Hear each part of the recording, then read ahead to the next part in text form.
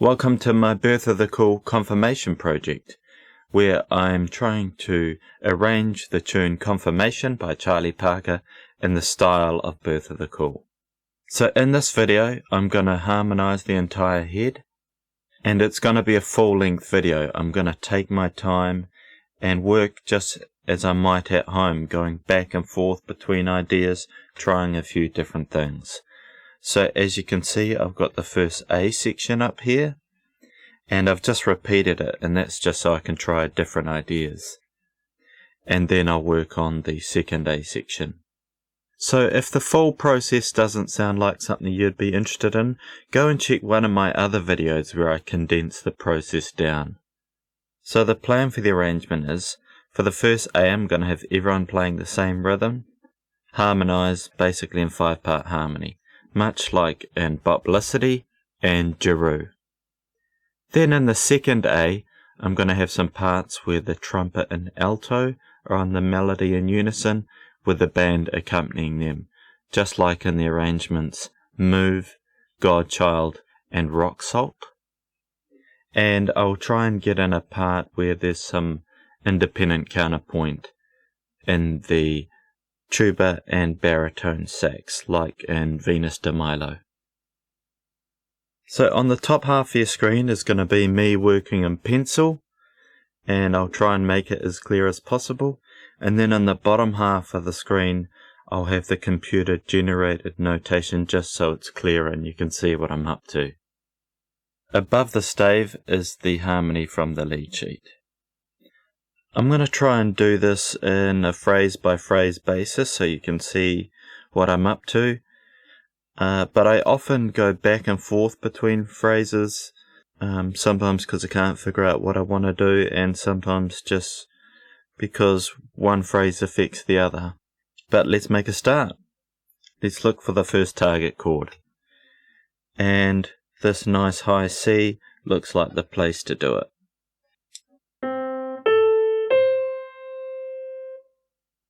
So I'm going to put a nice solid F down there. I know I want that. Well, I could have a nice 5-1. As you've probably seen in my other videos, I like to write the bass line first where possible. And then I could try a D, like a diatonic 6 chord here, or maybe a D flat. Let's try that.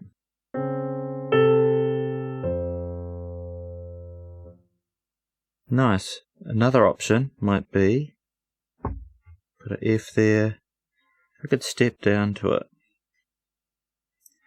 And you can see this is why I have a few staves written out. It allows me to try something right away. First option.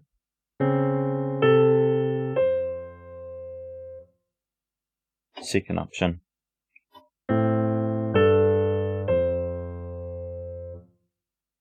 Yeah, I like how this first one really outlines the harmony. And it's quite simple. I could even put in some of the inner parts now. 3rd, 9th, 6th.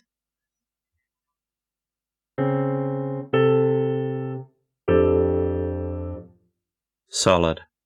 The C would be some sort of C7. Make it a flat 9. Or a natural 9.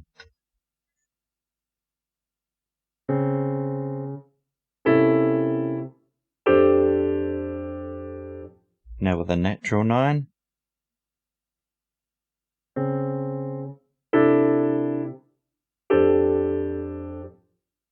Just use your taste and see what you like best. I like the flat 9. So this first chord's interesting. I could have some sort of D flat major 7 or D flat diminished.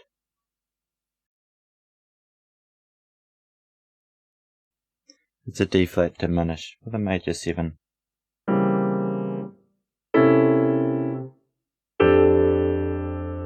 Good, that's a nice start. I actually like that. It's quite rare I get to have such a nice, easy start. Okay, it's time for the second phrase. Now this one's a lot trickier because it's longer. but I know that this F is going to be important.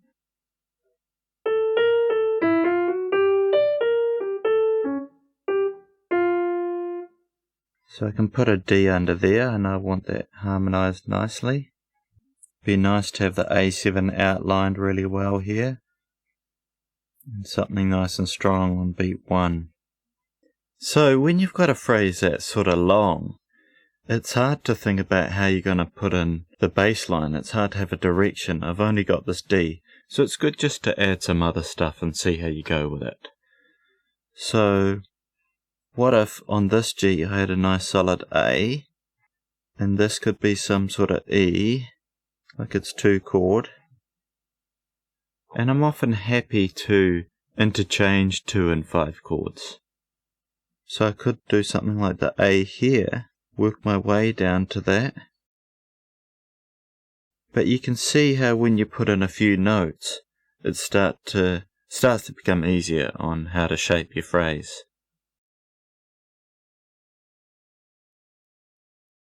Always have an eraser handy.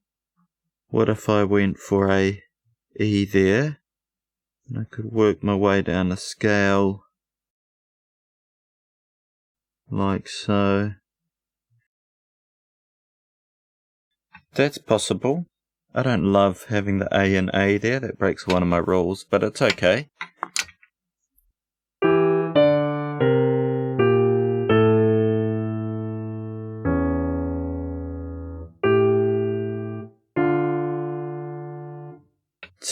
Sets up this D really nicely. I like that.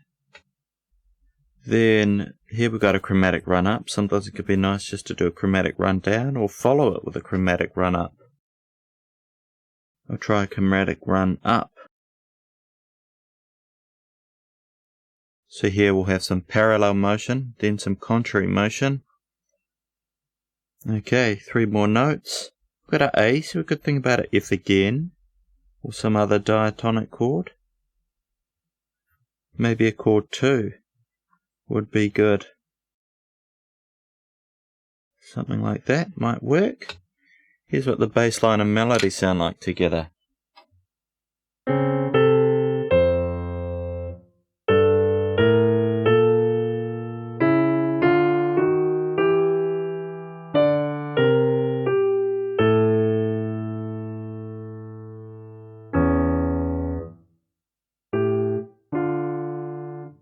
Bass line alone.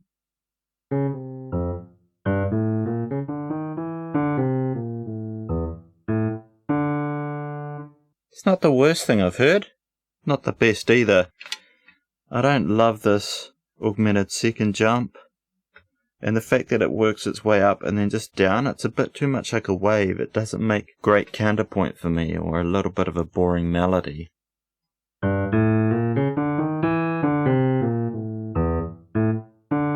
It's okay. It's a good starting option. Sometimes when you've got an option like this, one that you think's okay, it's interesting to put in the inner parts and see how it goes. See if it works well.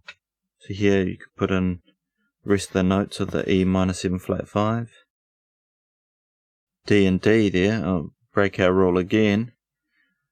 On an arpeggio like this, it can be good just to keep the notes of the chord, rather than say trying to harmonize this as a D minor, which would be diatonic, and that could be a C7, which would be a diatonic, and that could be some sort of 4 chord, B flat 6. That can be good, but sometimes it's easier just to take that chord and fill them in all as E minor 7 flat 5. Now I know that's common, but it's not necessarily common with the way I usually do things on this channel. But it works well on arpeggios. Here's what that bit sounds like.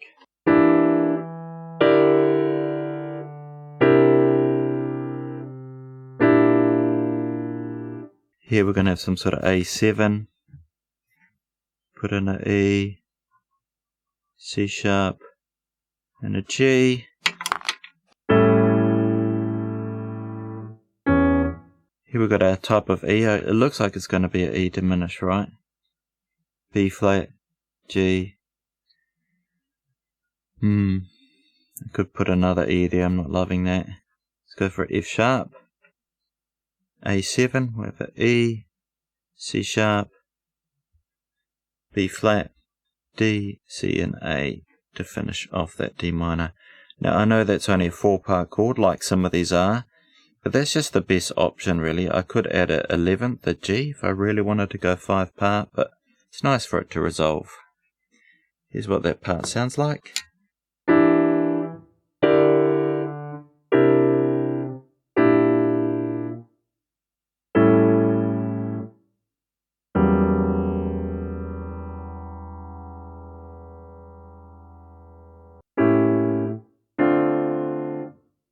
I didn't like the sound of that E diminished there. Suddenly got low and dark. Sometimes on a hard part like this, I might use an arpeggio or scale just to get through it. So what if I took an E minor 7 flat 5 arpeggio, and then these bits can outline A7, and then I could do A again, but why not use a tritone sub for some interest?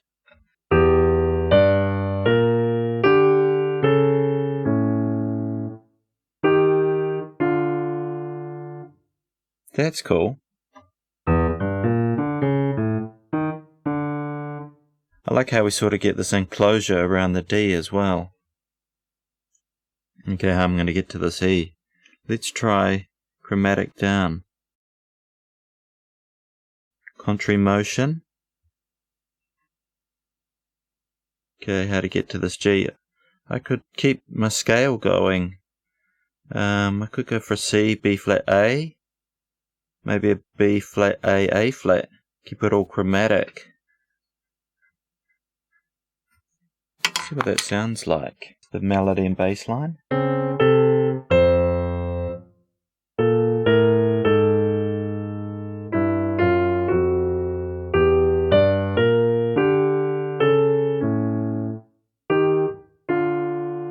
Yeah, that's cool. Here's just the bass line alone.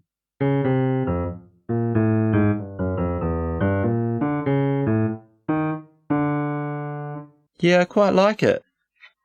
We've got a leap, scale movement, arpeggio, chromatic movement. Makes for a good melody. Let's see how some of the inner parts go. That'll be the test. Okay, B flat on the bottom, A on the top. Just let's go with a diatonic chord 4. 7th, 5th, 3rd, 9th. Good. Nice 5-part harmony. A, B flat on top. We probably need some sort of A7, a 3-7 in this key. And, I mean, maybe we could start a comment war about this, but I feel like 3 7s, 2 7s, 6 7s, and bebop tunes are basically diatonic, right? You don't hear them as a key change. So I'm happy for us to think of it that way. A7, flat 9, and then we'd have an A flat, 7 flat 9. Hang on, it's going to get small here.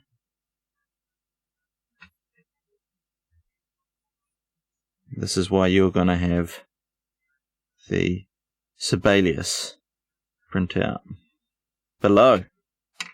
I like that. I'm going to leave this for now. Alright, let's go ahead to this E minor 7 flat 5. Again, I'll just do what I did before. Just going to put in the chord tones.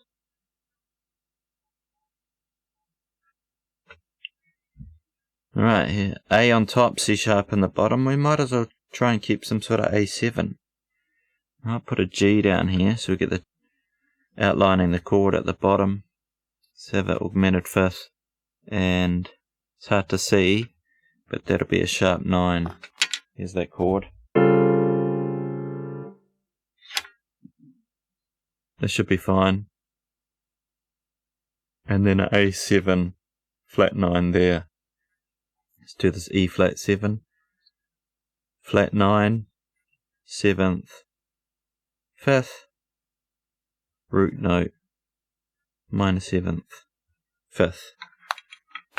I think that works really well. Here's those last 3 chords.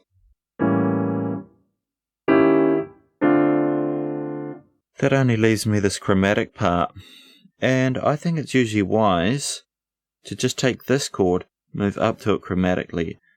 There'll be some dissonances from the chromatic downward movement, but it's quick and I feel like that works best with the melody. So usually what I do is I write in the first one, then I just do stripes, and that to me means, oh, I'm going to do it chromatically. So there'll be a C sharp, a B natural, G natural, and then I just do this, so I know it's chromatic. And yeah, that's basically how I do it. It's in very slow-mo here.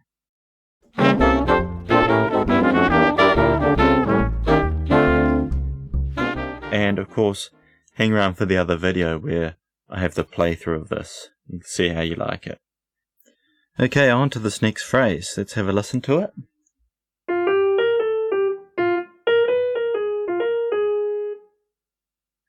Right, so the important notes are going to be this B flat.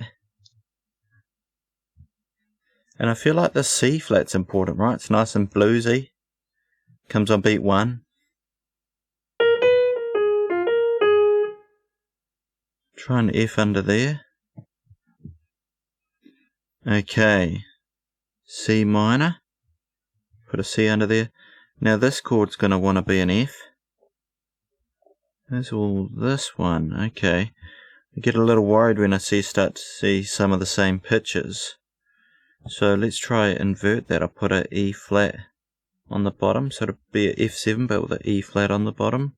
You can see here having a few notes in allows us to get a shape again. So what if I put an E flat, D, C, I've got to scale down, I've got C and then B flat. I could go for a B natural or something else like a G, like leap back up. What if I try, if I try an A? A little bit of sort of chromatic contrary motion at the end. Here's just that bass line. That's cool. Right, let's work my way down to this F. I don't want to go B flat A, that's too many of the same notes as up there. What if I go A, G? Then I've got that one, and then let's say have a G there. And then what shall I do here? Could go D again. Yeah, right, I'll try that. Here's just the bass line.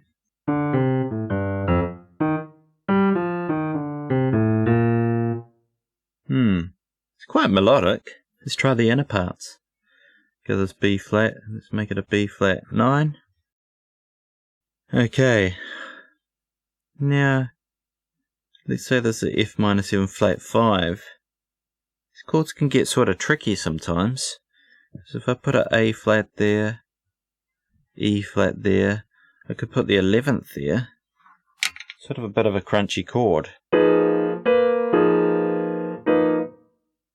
I could make it a dominant chord of some sort. It's always another option. I'll try that. Look at that F7. You can see how riding the melody and pen here is real handy. That's a free tip from me to you. Look at that. F9 flat 5 now. Okay. See how this works out. E flat something. Okay. I was going to put a G there with our G repeated in a row. I don't like that. Let's go G there. Come back to that one. About some sort of C. There's C minor 11, but I've got no third for now. I'll see how these other chords pan out.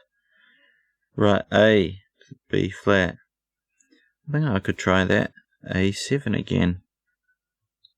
A7 flat 9. All the tones are moving. Yes. And you can see how here, going for the B flat in this part, I know we're missing a third, but the leading's fine now. B flat, C sharp to C. That'll be fine. It's only a momentary note. Okay, options. D, A flat, some sort of diminished or half diminished, or dominant chord again. Gets a bit tricky, doesn't it? Because if we've got to go down to this D, I could put in an E flat, and then say a C. Yeah, it's really only looking like I can do a D7 altered chord. Here's what those chords sound like together.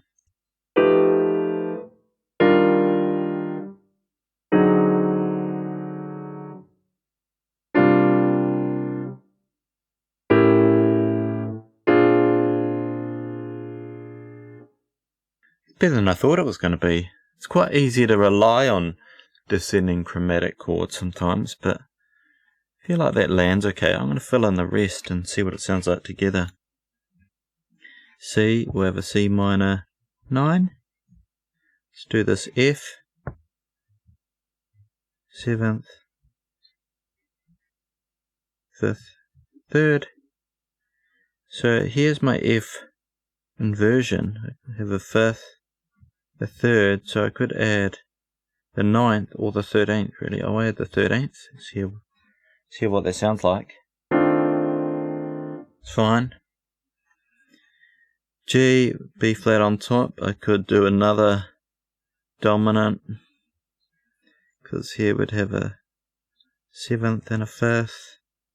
Could add another G, but and again I'm not getting 3 inner parts that are all their own pitch then. Let's do it. Let's go for the B natural. And okay, here's another A 7 flat 9 part. G minor 9. So we've got a combination of dominant chords here and diatonic chords really. And let's say the same here with the D minor 7. Not too bad. Here's just the melody and bass line.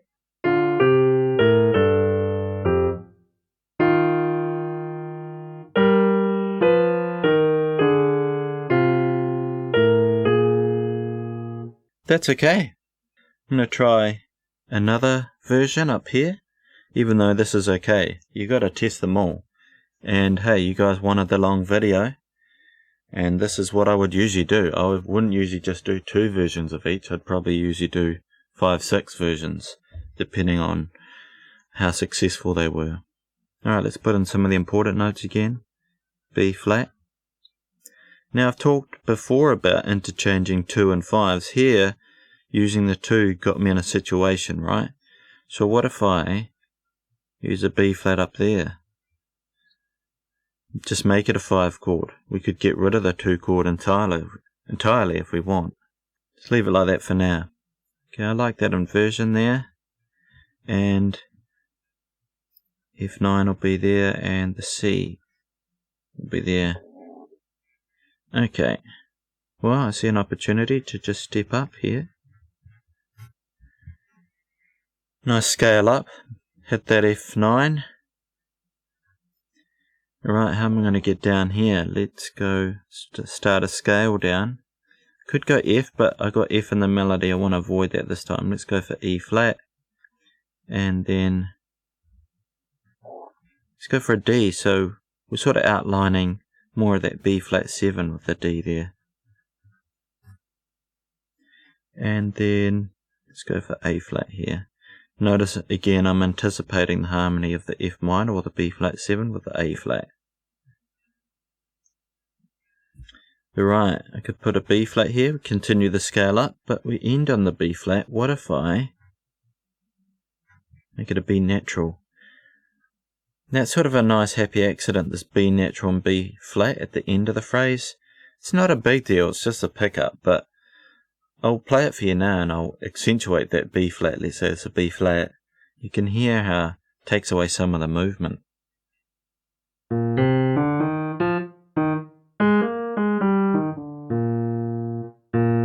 Now here it is with a B natural.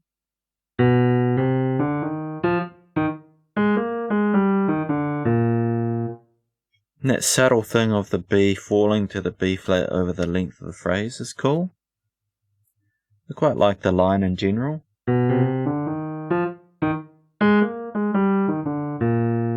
Here it is with the melody.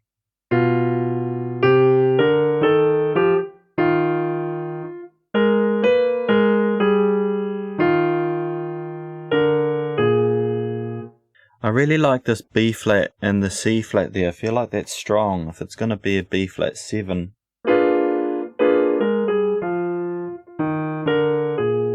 that's quite a nice strong moment. You can even put in the inner parts now. A flat, F and D.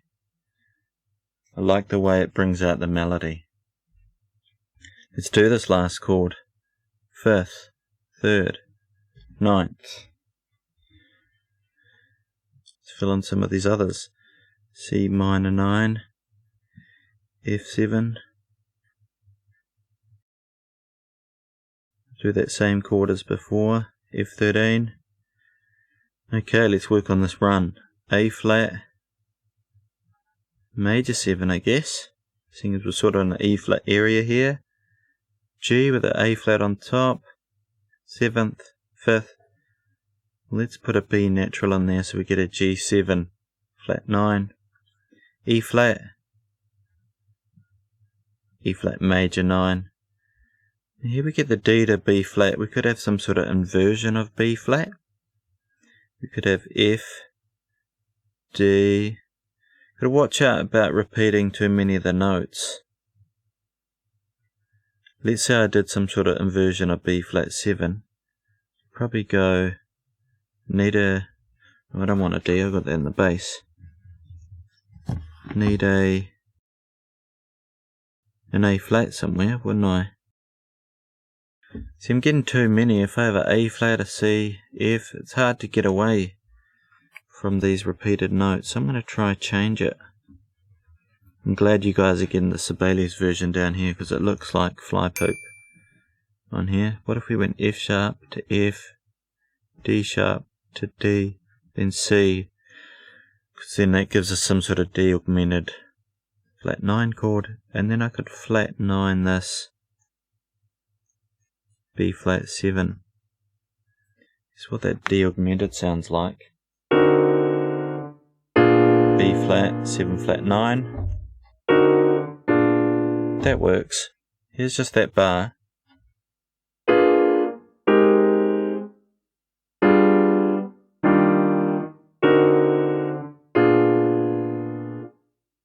Pretty good. A little bit crunchy. But that's the flavour. 3 inner parts. And let's just do an A flat major 9 again there. Okay. Now, if you've seen a few of my vids, sometimes I talk about diatonic planing. I feel like this is a good place for it. Right, we've got this shape. We've got a new one here on the target chord. What if I keep the shape of a 3rd, 2nd and a 3rd, 3rd, 2nd and a 3rd? Then I can check my movements. They're all good. I'm looking at that partly because we've got a melody that outlines C minor and a bass line that's just a scale movement. So there'll be sometimes a little bit of dissonance within there, but it usually works well. Alright, B, we could try a diminished B with an F on top. Yeah, we're going to do there B flat for a major 7, and then an A flat. Let's try that. Right, here's the whole thing.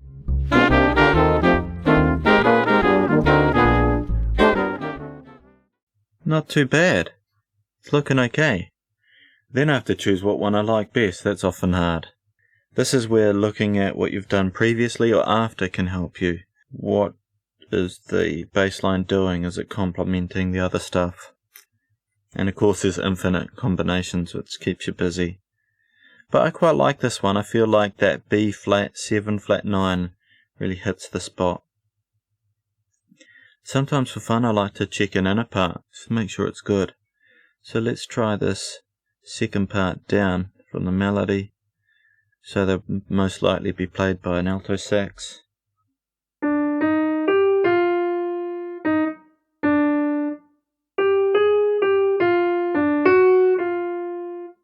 That's good. I feel like that could be swung. Let's try this lowest part, like a baritone part.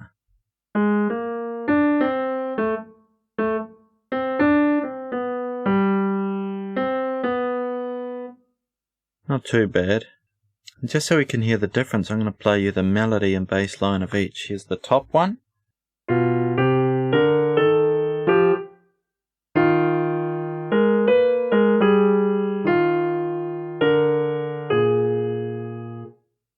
And the second one.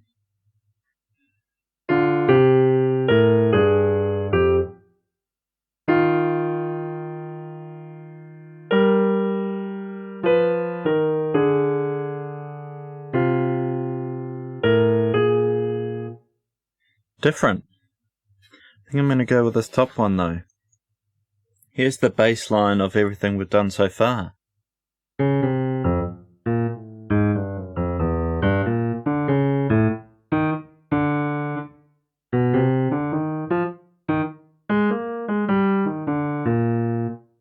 Oh, I feel like that swings really nicely.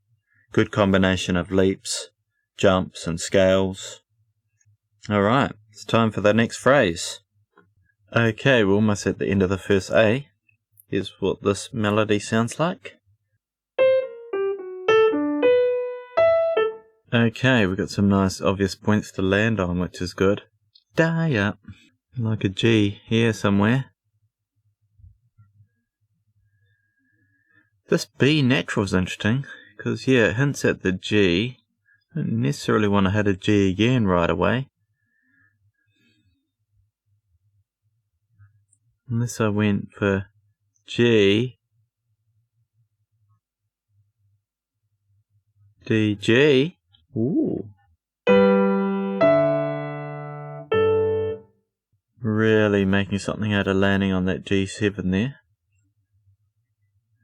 This S sharp point really sounds like it wants to be D there, to outline that D7. And here we've got another half diminished. Oh, these tricky things. With a C on top, we could possibly make it work. Because if we had a A here, we have a G, E flat, we could have a D. So we get a -7 flat 5. That could work. Let's see a sort of 2-5-1 playing out.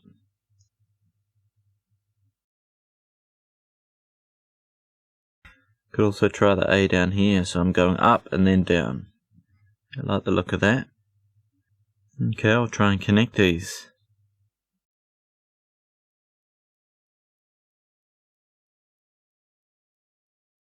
How about a diatonic scale?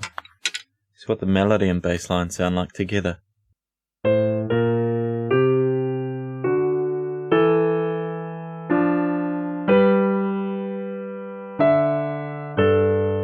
It's possible we have the same note here. It's okay because it sort of passes by. And here, of course, the chord is D7, so do I want an F sharp in the bass? Maybe. That's what it sounds like.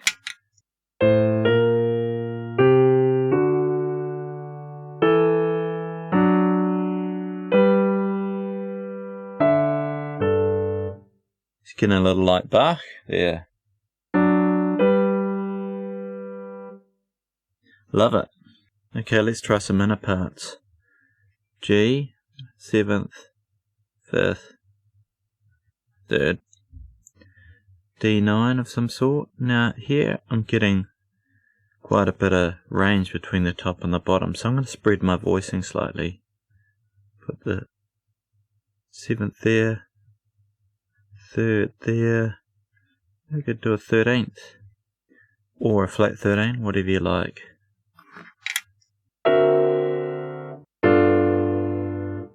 G, flat 9. This S sharp to D, you know it's going to be some sort of diminished. Let's go C, A. It's all I can fit in. The range is too close. I'll probably have only 2 inner parts here. And that's okay in this instance. It's just how it works out with the range becoming close. I think it'll be alright because it lands on this G so sweetly. Let's do this D. It's going to be a 7 flat 9. And then now E. We could have gone E flat here, but I don't like the augmented second leap, so I'm going to try. We could have E. What if we do this? Like a D triad over like an E half diminished with the D triad on top. Let's check the leading. A, B flat, A, C, D, C, D sharp, F sharp, C. I think that's going to sound okay. Right, B flat. Yeah, some sort of B flat major would be good. Let's try that for 3rd, 9th. And then we got a C.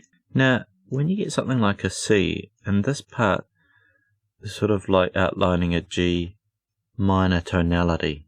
So diatonically, C minor would work as in chord 4 in G minor. But we're also in the key of F. So this is a chance where you could use either major or minor. Just use your ear. I feel like it's a bit cheeky to say the major is diatonic and the minor is diatonic, but in a sense they are, and maybe we could have an argument in the comment section about it. So write down there if you feel like C minor is diatonic or C major is diatonic here. Either way, there's our 3rd, 9th, 7th. But I'll play you either one, see what you like. I'm going to play you these first 4 notes. So here's B flat. Oh, here's our A half dim. B flat major. C7.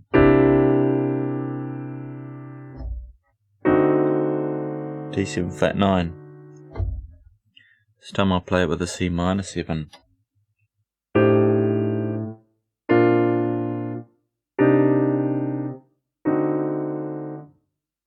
Did you have a preference? Here's the major one again.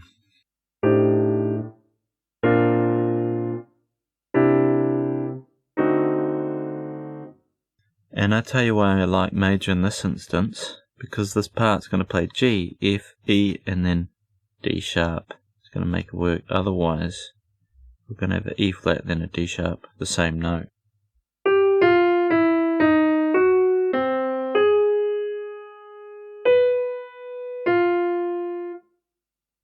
Okay, here's that whole phrase, played nice and slow.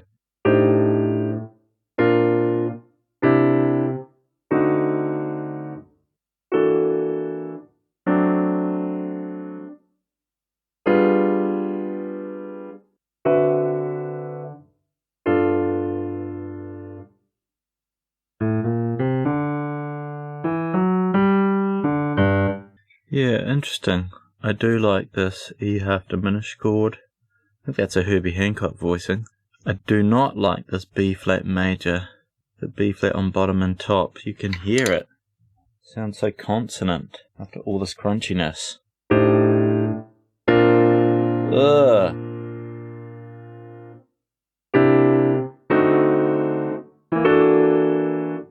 Yeah, I would look at changing that. If I was keeping this one as a series option, I would change that. Don't like it. You could go something like C and then C sharp. Still get a scale up. That's sort of jazzy. Then this would be the C7. That would be some sort of C sharp diminished.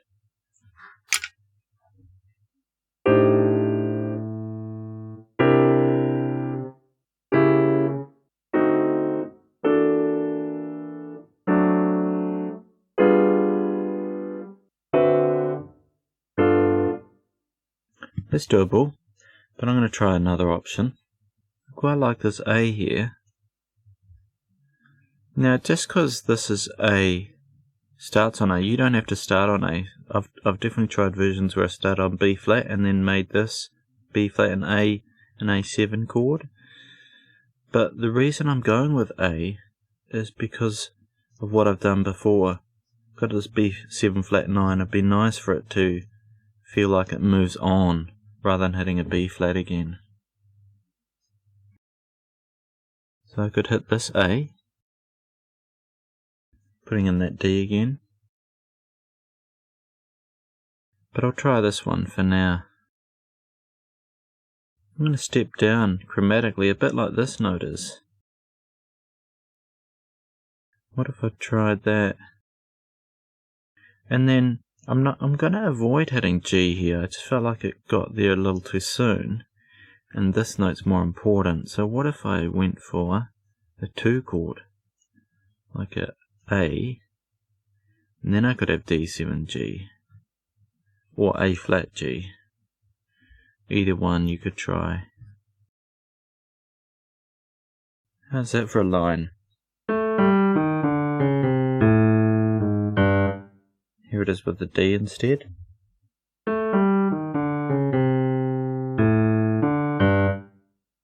I actually like the A flat better, maybe because of this important D7.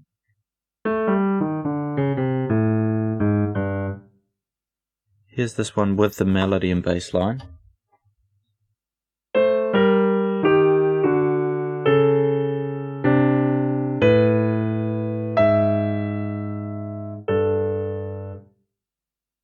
Yeah, good. Let's fill in some inner parts. 7th, 3rd. I'm going to make it a little crunchy this time, put the 13th in there. Yeah. Alright, this A chord we've done. Same for this D7, make it a flat 9 again. G with a B flat on top. Let's try G7 flat 9, E flat 7 flat 9. Here we get that same sort of argument as before. Is this C major or minor? Again, use your ear and the other voices around it.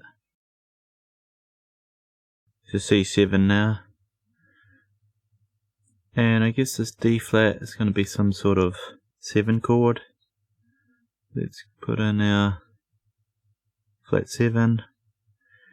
And now here I've got to consider the spacing, because I could put the 3rd up here or down the octave. And do it down the octave, gives that person a nice part. And I'll put in the sharp 9 up there. That's what that chord sounds like. And then here I've got this A, and I could treat it like a half diminish with a 9th. Or I could just do an A7, right? C sharp. Again, I'm going to consider spacing. 13th and a 7th. Do I want it augmented? 13.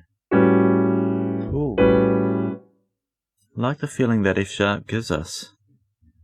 I know it's not diatonic, but it feels like we've moved more harmonically. Then we get our A flat, 7, 3rd, 7th, and let's put in a 9. Alright, here's that phrase, nice and slowly.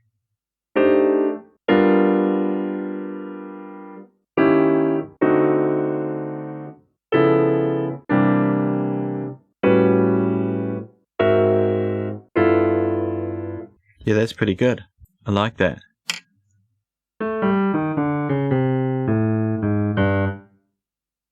I do get another descending line when I just had one, so I'll just play this bass line here and see if I like it.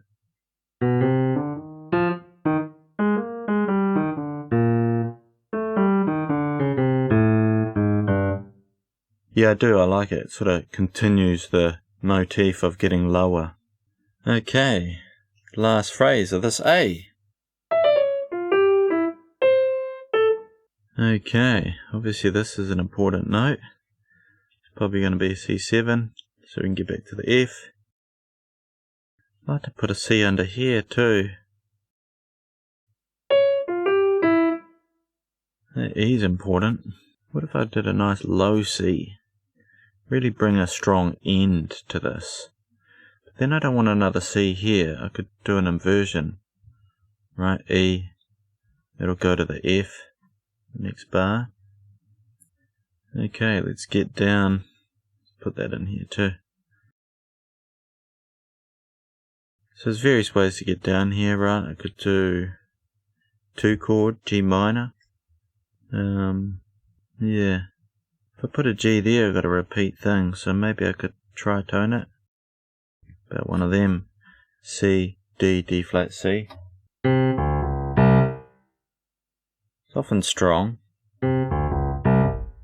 What if I try something diatonic like G7, F? It's not such a massive leap for the player. I think I like this one though, just a bit sweeter to play, but the leaps do help us feel like it's coming to the end of the phrase. So let's fill some in. Right, C, let's do a flat 9, C7 flat 9. Let's just go to diatonic F major 7, G7, G9. Oh, we've got a repeated A. I'll flat the 9. And C7, flat 9. See what that sounds like.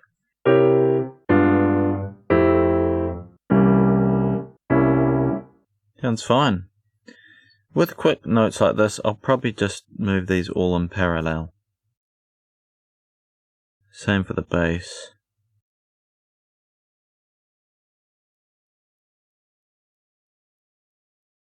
Alright, let's have my C7 inversion.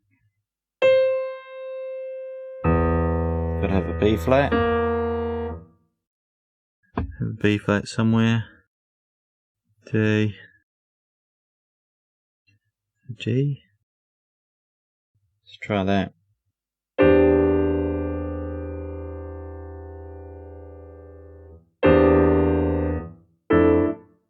What if I was a bit cheeky?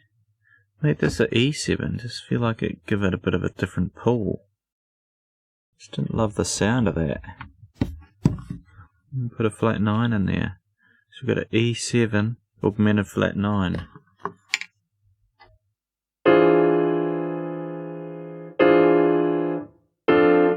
Yeah, I like that. Here's all the chords.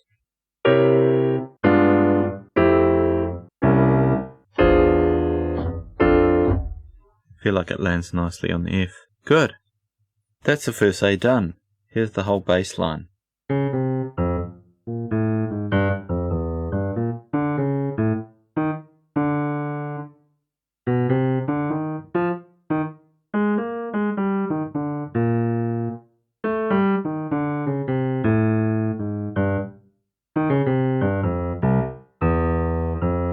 Yeah, I think that makes a nice melody. Good swingable part. Okay, onwards to the second A section. I hope you're enjoying the amount of detail here. Let me know if you've got any questions. Put them in the comments. Okay, here we are onto the second A. You'll notice I've just copied it out once this time. I'm going to go a little quicker. Otherwise this video is going to get really long. And the texture should be simpler now because I'm trying some of the other things that I talked about at the start with the textures that are present in Birth of the Cool.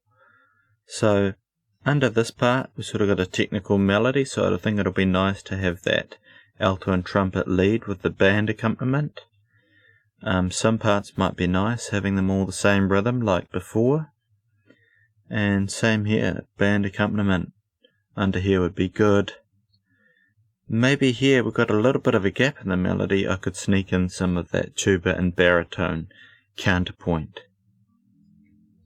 And that just helps me give some shape and some difference to the first A section. So, let's hit our 1 chord nice and safely. It's just a 4-part chord here, but that's okay. We got a resolve from our first A section and we're going to carry on. And I'm going to put a chord under here and maybe hit these ones, right? I want to hit this D. Maybe I'll do what I did before with the E flat here, A here. Okay, I'm going to put an F6 chord under here.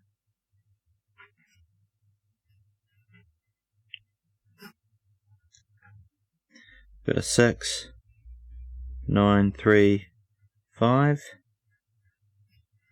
So I have the trumpet and alto play this, and this chord held underneath.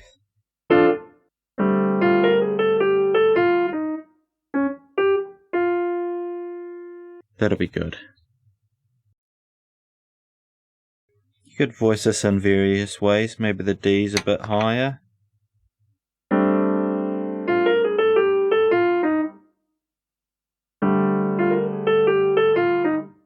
Either way, we're nicely out of the range of the walking bass. And we've got an A here, maybe a B flat would be good.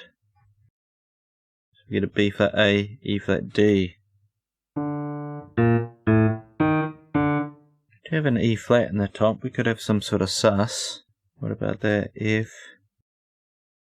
Got a repeated C. It's not so bad when you got a repeated note and one of them's been long. But let's change it just for fun. Make it a C flat. So we've got a B flat suspended with a flat 9. What it all sounds like.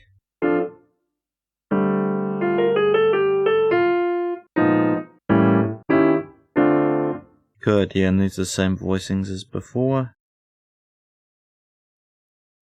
Here I talked about putting in some sort of part. Maybe some nice swinging line in the bass, and then we could hit C here. Now I could put an F under here. See, I do have a lot of Fs. I sort of want to keep to that rule where I don't repeat the bass note and melody. Maybe I could do a tritone sub. Put a B under there. And then I've got this nice descending part. I'll be looking to put a B flat here. Again, I'm sort of ignoring that 2 chord.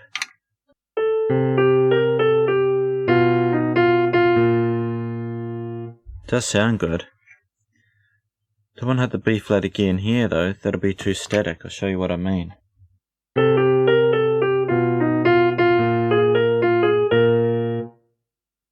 Be nice, maybe I could do another tritone, hit an E. There.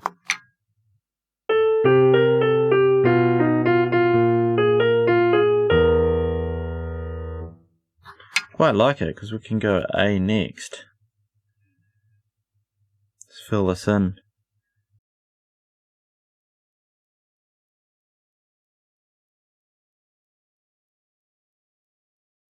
What about that?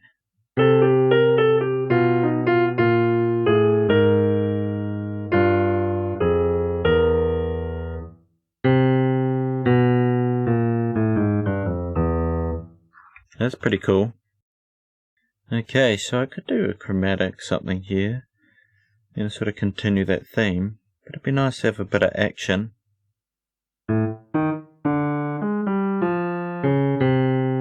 What about a line like that? This long, flat 5, and that'll be taken by the tuba and baritone.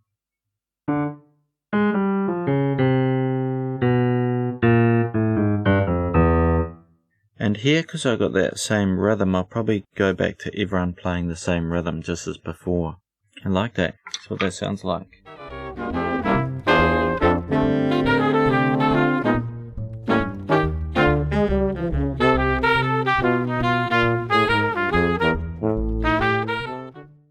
But here we'll have the chordal accompaniment from the band. C minor. C minor 9, B7,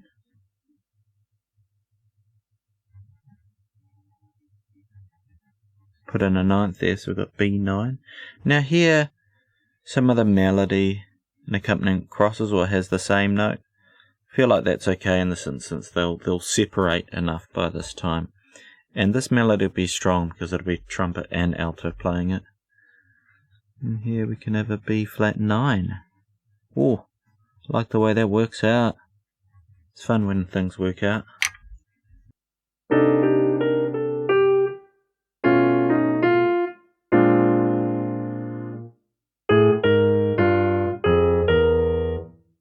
Right, let's do the target chord first here.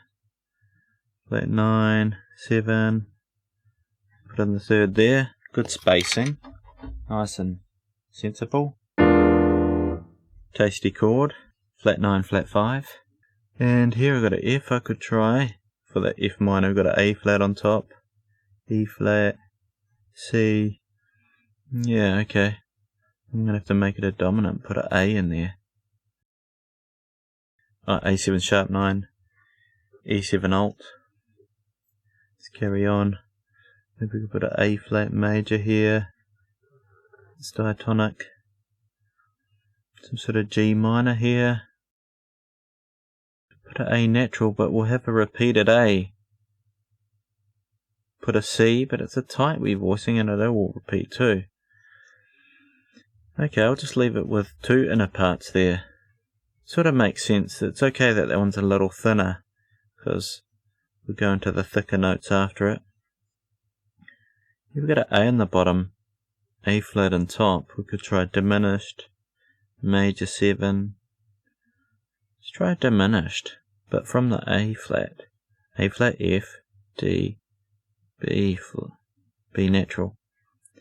Check all the parts, D, F, G, C, D, E flat, A flat, B natural, C.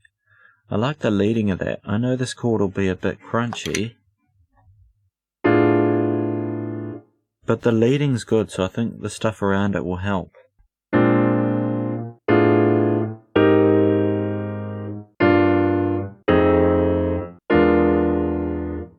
Yeah, good, I'll lock that in.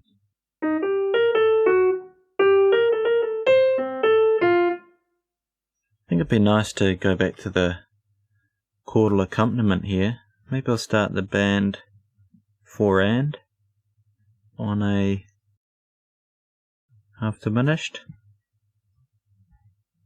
So. And it'd be nice to hit this together, right? This D. It's going to be another D7 flat 9. Now do I want to just hold that A?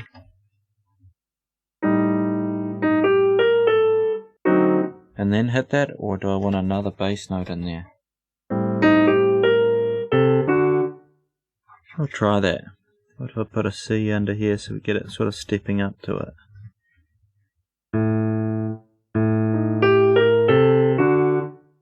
I like that. And then we could have just the bass move. Sort of part of that. Let's try and play that.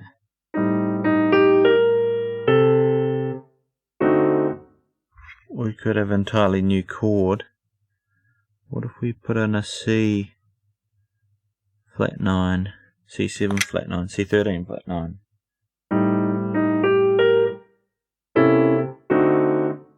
Let's do it. Helps that snap. Let's do the same again, another accompanying G minor. Yeah. I think that'll be good under all this. And then we'll end, obviously, strongly. F, bottom, let's have a C. Get a nice strong 5-1 end.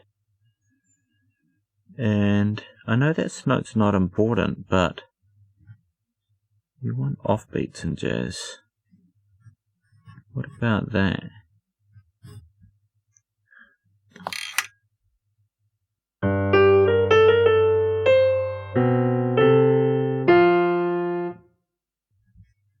You can see how when you just got chords underneath it makes it so much faster. So B in the bottom, C on top, probably a B7 flat 9. Let's do our important notes first. F6. I know we haven't got 3 completely independent inner parts, or we've got the F and F, but it's probably good to end on the root note. And let's do our C7 flat 9, and our B. Here we've got a nice really low chord. Make sure that sounds okay. B7 flat 9. Try it. I think it'll be alright. It'll sound sort of jazzy. And that's the second A done already. My gosh.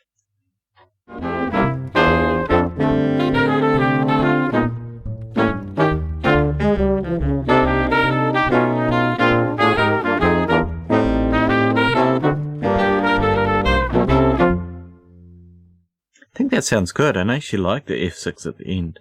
Often when it ends too sweetly I don't like it, but I think it rounds it off nicely.